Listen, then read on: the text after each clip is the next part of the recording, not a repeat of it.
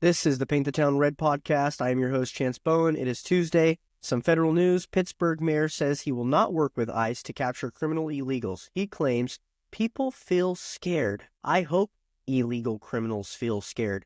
You know who else feels scared? Lincoln Riley and 12 other girls, young girls, Americans who were in this country who were murdered by criminals that were here illegally. Trump's southern border sees immigrant encounters plummet by over 60% as new policies kick in and as the U.S. Army prepares for deployment. Isn't that funny how that works, Biden? Online, you see multiple posts of pro-illegal immigration protesters blocking traffic and pretending to be American by hunching over, acting like, they're overdosing on fentanyl, claiming that that's an American thing, that, we're hunched over on fentanyl. But it isn't ironic that the reason we're deportating people in the first place, one of the problems is we're trying to fix the fentanyl coming in through the southern border? So our message from the young Republicans to them is this. Before you post or protest, ask your parents who pay your bills who they voted for. I think you may be in for a little surprise. I don't know. Amidst the Arctic standoff between the U.S. and Russia, Trump makes bid for making Greenland a part of the U.S. Along with Greenland being rich in rare earth elements, it also provides strategic trading routes. Greenland has recently said they are coming to the negotiating table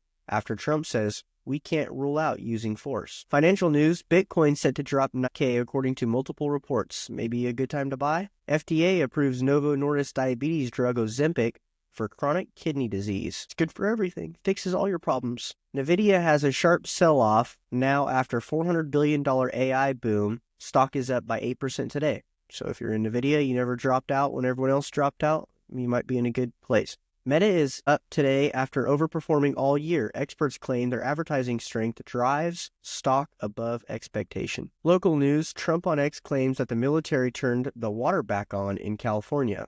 But the California Department of Water Resources says the military didn't turn it back on, but in fact, they did. Why was it off for 3 days, to which a fire burned down 57,000 acres, killed 28 people? Maintenance of the water pumps. Okay. Glad we sorted that out and we finally figured it out. That's great. Lawmakers in San Francisco introduced a bill that will allow fire victims to sue oil companies. Meanwhile, lawmakers remain immune to litigation. Okay. Now, why would they want to sue the oil companies? Was there a big oil spill during the fire? Oh, no. They have to blame somebody, and they're blaming the oil companies for the reason of the fires because of climate change. Typical liberal San Francisco thing to do. Blame everything on climate change. There's a problem. You didn't do your job? Oh, no. Not your fault. It must be climate change. Right.